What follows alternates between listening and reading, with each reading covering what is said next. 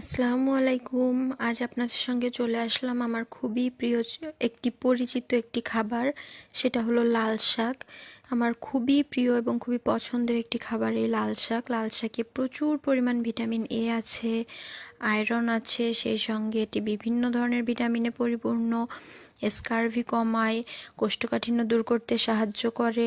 তাছাড়া আমরা সবাই জানি যে এতে প্রচুর পরিমাণ ভিটামিন আছে, শরীরের জন্য খুবই উপকারী। তাছাড়া যেহেতু শাকসবজি শরীরের জন্য তো উপকারী হবেই। তো আজকে আসুন দেখি আমরা লাল শাক খাচ্ছি নাকি শাকসবজি খাচ্ছি নাকি বিষ খাচ্ছি। এই যে দেখুন, লাল শাকটা যখনই পানিতে দিলাম কি সুন্দর করে কালারটা উঠে আসলো। মানে লাল শাকের একটা টকটকা কালার আনার জন্য ওটাতে রেগুলার স্প্রে করা হচ্ছে, বিভিন্ন ধরনের কালার স্প্রে করা হচ্ছে, যেটা আমাদের প্রত্যেকের জন্য ক্ষতিকর। আমাদের শরীরের জন্য ক্ষতিকর, আমাদের বাচ্চাদের শরীরের জন্য তো আরও বেশি ক্ষতিকর। কিন্তু আমরা কি করি, যে শাক পাতা খাবি না কেন, খা খা মানে ঠেসে ঠেসে ওদেরকে খাওয়াই, কিন্তু মূলত কি খাওয়াচ্ছি।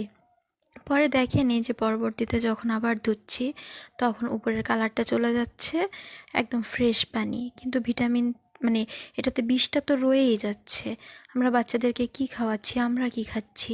নিজেরা যদি এইটুক দিক সচেতন না হই যে আমরা কি বিক্রি করলাম, আমরা কি খাওয়াচ্ছি, তাহলে কি করে হবে। এটা প্রত্যেকের জন্য খুবই ক্ষতিকর। তাই প্রত্যেকের উচিত অন্তত সবার একটা ঠিকঠাকভাবে এটাকে বিক্রি করা, যে না এটা সবাই খাচ্ছে শাকসবজি, তো এটাতে ফরমালিন মেশানোর কি দরকার রে ভাই, এটা তো ফরমালিন না মেশাইলেও হয়।